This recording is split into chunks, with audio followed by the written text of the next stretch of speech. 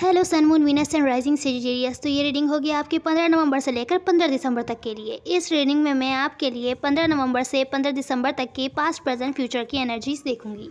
तो चलिए आपके चैलेंज से शुरू करते हैं। आपका चैलेंज है 5 ऑफ कप्स इन रिवर्स। तो पास्ट में कुछ ऐसा हुआ है जिस चीज़ ने आपको बहुत ज़्यादा हर्ट किया है, आप बहुत ही डिसअपॉइंटेड हैं और आप डिप्रेस्ड हैं। ये आपका चैलेंज है। तो ये चैलेंज अच्छा है क्योंकि ये चीज़ें आपको डिसअपॉइंट करेंगी, डिप्रेस्ड करेंगी, पर आप ओवरकम हो जाएंगी उस पर। और डिप्रेस्ड शायद आप इस वजह से हैं क्योंकि जिस पर्सन से आप अनकंडीशनल लव करते हैं उसके साथ आपकी न्यू बिगैनिंग नहीं हो पा रही है। वो पर्सन आपको पास्ट में शायद अवॉइड कर रहा था या उसने बहुत सारी ऐसी बाउंड्रीज़ बनाई थी, आपको आने नहीं दे रहा था, आपसे क्लोज़ नहीं हो रहा था, आपसे बातचीत भी नहीं कर रहा था, आपको अवॉइड कर रहा था। तो यहाँ आपकी ओवरऑल एनर्जी में है 2 ऑफ पेंटिकल्स इन रिवर्स। तो आप बहुत ज़्यादा कंफ्यूज हैं या तो फिर आप डिसीजन बनाएंगे इस वीक, या आपके पर्सन, क्योंकि ओवरऑल एनर्जी है तो कोई भी हो सकता है। कोई डिसीजन बनाएगा ऐसी सिचुएशन के बारे में जिससे वो भाग रहा है या जिससे कोई और दूसरा पर्सन जिसके बारे में डिसीजन बनाना है वो भाग रहा है। और ये सिचुएशन अगर आप बना रहे हैं डिसीजन तो आपको बहुत ही ज़्यादा सैड कर रही है और आप बोर हो रहे हैं। अब यहाँ रिसेंट पास्ट में अगर कोई किसी पर नज़र रख रहा था कि कोई आकर उससे माफ़ी मांगेगा, उसके साथ बैठकर बातचीत करके मामला सॉल्व करने की कोशिश करेगा, या तो फिर जो पास्ट में नज़र रख रहा था, इन्फॉर्मेशन निकालने की कोशिश कर रहा था, उसको रिजेक्शन फील हो रहा है क्योंकि दूसरे पर्सन ने आके उससे बात नहीं करी, माफ़ी नहीं मांगी। बहुत ज़्यादा कन्फ्यूजन है यहाँ पर।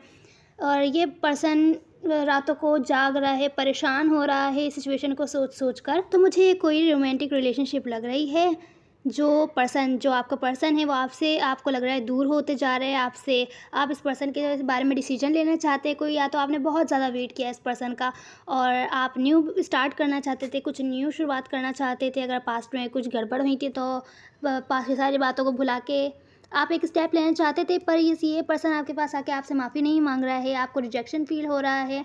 अब आप परेशान होकर थक गए हैं, इंतज़ार कर के थक गए हैं। ये पर्सन आपको ऐसा लग रहा है दूर जाते जा रहा है आपसे। तो फिर रिसेंट पास्ट में आपने भी यही फैसला किया इमोशनली डिस्कनेक्ट होने का, और आप इस पर्सन से डिस्कनेक्ट होने के लिए तैयार थे या हो गए होंगे। यहाँ पर आप इस पर्सन के बारे में या इस सिचुएशन के बारे में कोई डिसीजन नहीं ले पा रहे क्योंकि कोई सीक्रेट है जो आपको मालूम नहीं है।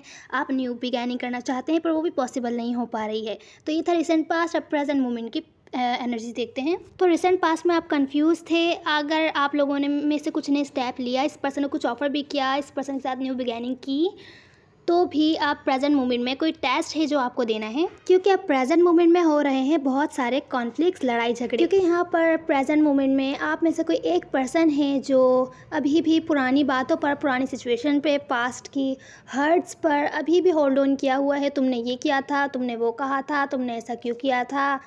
और दूसरा बंदा इंटरेस्टेड नहीं है इन सब चीज़ों में। दूसरा बंदा इस चीज़ को ट्रांसफॉर्म करके आगे बढ़ना चाहता है, तभी लड़ाई झगड़े हो रहे हैं। एक बंदा पुरानी बातों पे होल्ड ऑन किया हुआ है और एक बंदा इंटरेस्टेड नहीं है ये सब बातें करने के लिए। अब यहाँ प्रेजेंट मोमेंट में मुझे लग रहा है कि कोई हार मान रहा है। अगर कोई आप लोग होल्ड ऑन किए हुए थे किसी सिचुएशन पर कि इतने लड़ाई झगड़े के बाद भी खड़े हुए हैं एक दूसरे के लिए, तो आप दोनों में से कोई एक हार मान रहा है कि अब उसने बहुत कुछ खो दिया, शायद अपनी सेल्फ़ रिस्पेक्ट बहुत ज़्यादा खो दी है इस चीज़ में, कुछ ज़्यादा ही इन्वेस्ट किया कि एंड में उसको डिसअपॉइंट होना पड़ा। अब वो मूव ऑन भी नहीं हो पा रहा है इस सिचुएशन से, पर अब सिर्फ अपने ऊपर काम करना चाहता है, अपना ख्याल रखना चाहता है। हो सकता है ये आप हों, आप नहीं रहना चाहते इस कॉन्फ्लिक्टिंग सिचुएशन में, तभी आप अपने ऊपर ध्यान देना चाहते हैं, सेल्फ लव, सेल्फ केयर, पर आप अभी मूव ऑन नहीं हो पा रहे हैं क्योंकि आपको लगता है आपने बहुत ही ज़्यादा टाइम एनर्जी इसमें इन्वेस्ट किया है और आपको लगता है आपने सब खो दिया, सब कुछ बर्बाद हो गया। अगर ये पर्सन हार मान रहा है तो ये इस सिचुएशन को ऐसा भी ले सकते हैं कि कोई बहुत ही ज़्यादा ईगोइस्टिक है, उसने दूसरे पर्सन की केयर नहीं करी, फीलिंग्स की, और उसको छोड़कर इस सिचुएशन पर हार मान ली, मिलकर काम करने की कोशिश नहीं की। अब यहाँ प्रेजेंट मोमेंट में ही कोई पास्ट पर्सन, ख़ास तौर से पास्ट पर्सन के साथ ही कोई मिल बैठकर बात नहीं कर रहा है। कोई अगर प्रॉब्लम हुई है तो बैठकर सिचुएशन को सॉल्व करने की कोशिश नहीं कर रहा है। अगर ये आप हैं तो आप इस पर्सन को नहीं माफ़ नहीं कर रहे हैं इस पर्सन ने जो कुछ भी किया पास्ट में, और आप सिचुएशन को दूसरे पर्सपेक्टिव से नहीं देख रहे हैं कि अगर कोई सिचुएशन हुई है, आपको पता है आपको हर्ट हुआ है, तो इस पर्सन को हर्ट हुआ होगा कि नहीं। ये आप भी हो सकते हैं, आपके पर्सन भी हो सकते हैं जो दूसरे पर्सन की फीलिंग्स की कदर नहीं कर रहा है, उसको सेकंड चांस नहीं दे रहा है और ना ही तो उसको माफ़ कर रहा है। जो कोई भी है ये पर्सन, आप हैं, आपके पर्सन हैं, ये आपको मिस तो बहुत कर रहे हैं अगर ये आपके पर्सन हैं तो, और अगर आप हैं तो आप भी इस पर्सन को बहुत मिस कर रहे हैं, पर दोनों में से कोई भी एक्शन नहीं ले रहा है इस सिचुएशन में कि मिल बैठ के बात करें, सिचुएशन को सॉल्व करें। सब अपने अपने चक्कर में लगे हुए हैं कि मुझे ऐसा फील हुआ, मुझे ऐसा हुआ, फटाफट एक्शन लिया, कोई वेट नहीं कर रहा है, बिना सोचे समझे, बिना जांच पड़ताल किए डिसीजन बना रहे हैं। तो मुझे लग रहा है कि आप दोनों में से कोई एक बंदा बार बार माफ़ी मांग रहा है और दूसरा बंदा बिल्कुल भी माफ़ नहीं कर रहा है, उसको कोई उसकी तरफ कोई एक्शन नहीं ले रहा है, मिस नहीं कर रहा, मिस तो कर रहा है पर उसकी तरफ कोई एक्शन नहीं ले रहा है, ना ही तो उसकी कोई बात सुन रहा है, ना ही तो उसको माफ़ कर रहा है, उसके पर्सपेक्टिव से सिचुएशन को नहीं देख रहा है कि उसको कैसा फील हुआ होगा। ये पास्ट था, ये प्रेजेंट मोमेंट था। अब हम नियर फ्यूचर में देखें तो नियर फ्यूचर मुझे लगता है कोई, अगर आप इस पर्सन को इग्नोर करने में लगे हुए थे तो अब आप इस पर्सन को माफ़ कर देंगे, पर सिचुएशन पे हार मान चुके हैं और सिचुएशन आगे नहीं बढ़ रही है, सिचुएशन स्टक है। शायद आप लोगों ने एक दूसरे को माफ़ करके कहा कि ठीक है अब तुम अपने रास्ते, मैं अपने रास्ते, पर ये जो कुछ भी हुआ मुझे लगता है ये दिल से नहीं हुआ। ऐसा भी हो सकता है आपकी इस पर्सन से कोई बात नहीं हुई हो, आपने बस अपने दिल में ही इस पर्सन को माफ़ कर दिया हो और साइड कर दिया हो, आप अपने काम में लग गए हो, और फिर ये पर्सन आपके पास आ रहा है दौड़ता हुआ आपसे माफ़ी मांगने के लिए। इसको एक अपॉर्चुनिटी दिखी है, वो अपॉर्चुनिटी ले आपको कुछ ऑफ़र, अपना अपॉलॉजी ऑफ़र करने के लिए ये पर्सन आया है, सॉरी आएगा, क्योंकि नियर फ्यूचर है ये। तो अगर आप इस पर्सन से नाराज़ थे, ये पर्सन, आप इस पर्सन को माफ़ कर देंगे, उसके बाद ये पर्सन आप कोई अपॉर्चुनिटी देखकर आपके पास फटाफट आपसे माफ़ी मांगने के लिए आएगा, और शायद आप माफ़ कर देंगे इस पर्सन को, पर इस पर्सन के साथ कुछ न्यू स्टार्ट करने में आप बिल्कुल भी इंटरेस्टेड नहीं हैं। आप खुद के साथ न्यू स्टार्ट कर रहे हैं क्योंकि आप जानते हैं आपको क्या चाहिए, आप जानते हैं आप इस पर्सन के साथ रहेंगे तो क्या होगा, वही चैप्टर दोबारा से घूमेगा।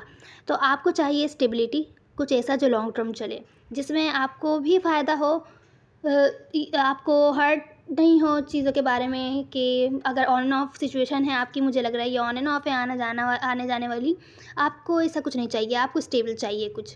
तो आप इंटरेस्टेड नहीं होंगे शायद इस पर्सन में, इस पर्सन के साथ न्यू बिगैनिंग में। तो सजिटेरियस, ये थी आपकी रीडिंग। आपकी पूरी रीडिंग मुझे अपॉलॉजी के बारे में लग रही है। तो चलिए अब आपकी एडवाइस देख लेते हैं। तो सजिटेरियस, आपके लिए एडवाइस है, अगर ये सिचुएशन आपको ख़राब होती हुई दिख रही है तो लड़ाई झगड़ा करने से, बहस करने से बेहतर है इस सिचुएशन से डिस्कनेक्ट होकर अपने ऊपर काम करें।